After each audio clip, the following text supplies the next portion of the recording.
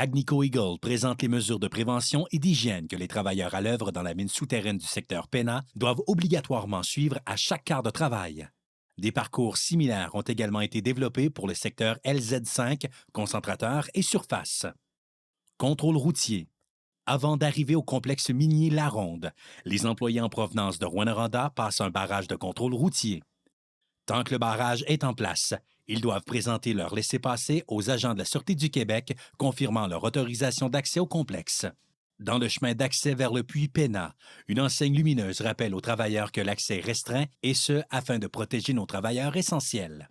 À l'arrivée sur le site, à chaque nouvelle équipe qui débute son quart de travail, le questionnaire sur les symptômes est envoyé par sondage aux employés via message texte.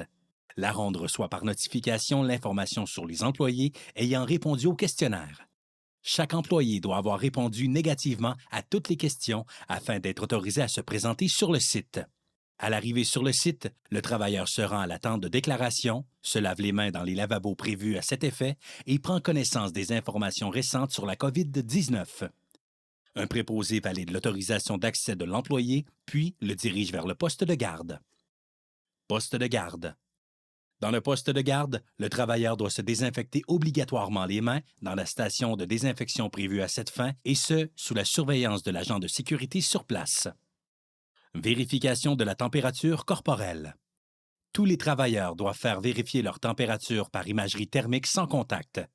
Si l'employé présente un symptôme de fièvre, le responsable sur place en informe aussitôt le travailleur. Des masques sont disponibles pour l'employé présentant une température anormale. Selon une marche à suivre, l'employé doit retourner à la maison et contacter la santé publique. Si la température du travailleur est normale, celui-ci peut se diriger vers la sécherie. Les travailleurs ont la consigne de se présenter sur les lieux de travail que 15 minutes avant le début du quart. Aucun achalandage n'est permis. Pour les entrepreneurs, un questionnaire d'évaluation médicale est en plus complété avec un responsable du bureau de santé. Carreau de supervision. Une fois habillé avec ses vêtements de travail, il se présente au carreau de supervision. À cet endroit, tous les travailleurs sont distancés et un nombre maximal de 30 employés est autorisé à circuler devant les carreaux. L'installation de barrières de circulation et de signalisation ont été mises en place afin d'appliquer la distanciation physique entre les travailleurs. Le travailleur se dirige vers le carreau de son superviseur, lequel est protégé par un écran de protection. Lors de l'accueil, le superviseur interroge à nouveau son employé sur son état de santé à l'aide d'un petit questionnaire en 5 points. Un autocollant de rappel est apposé sur la carte de travail de tous les employés. Si le travailleur a besoin d'EPI dans les machines distributrices, il se rend dans la zone limitée à une personne à la fois, désinfecte le clavier de sélection avec une lingette désinfectante disponible sur les lieux et sélectionne les EPI requis. Lampe et tableau de descente. L'employé se dirige dans le corridor des lampes de mineurs et prend une lampe désinfectée entre les quarts de travail, puis appose sa plaque d'identification sur le tableau des descentes avant de se diriger sur le deck. Deck et cage. Une fois sur le deck, une station de nettoyage des mains est aussi disponible. Notez que sur le deck, un nombre maximal de 24 personnes respectant la distanciation est autorisé. Le travailleur se dirige dans la cage préalablement désinfectée au début de la descente sous terre.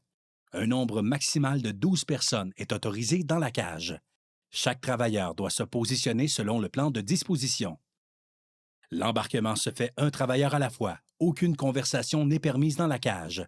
Aucun travailleur ne doit faire face à un collègue. Le port des lunettes et des gants est obligatoire, ainsi que le respect des rideaux séparateurs. Arrivée sous terre. À son arrivée sous terre, le travailleur se rend à son équipement de transport et le désinfecte avec les liquides désinfectants présents. Le travailleur se dirige ensuite vers sa place de travail. Place de travail. À sa place de travail, le travailleur opère la majorité du temps seul. S'ils sont en équipe de 2, ceux-ci doivent prendre les mesures nécessaires pour éviter les contacts physiques et garder leur distance. Lorsque le superviseur se présente au lieu de travail, le travailleur et lui doivent aussi rester à bonne distance et compléter l'application de la formule de supervision ainsi que la carte de travail, et ce, sans contact. Retour à la surface. À la fin du quart, le travailleur se dirige vers la station de la cage en conservant une bonne distance entre les travailleurs. Des stations de nettoyage des mains sont disponibles au niveau 278, 206 ainsi que sur le deck à la surface. Les consignes lors de la remontée sont exactement les mêmes que lors de la descente. Fin du quart de travail. À la surface, le travailleur place sa lampe de mineur dans le support prévu à cet effet et retire sa plaque d'identification du tableau. Il se rapporte au carreau de son superviseur et lui remet sa carte de travail. Puis, il se dirige immédiatement à la sécherie où il disposera de son linge de travail dans les boîtes prévues à cette fin. Finalement, le travailleur se dirige vers le poste de garde, se désinfecte les mains de nouveau et quitte vers le stationnement et son véhicule.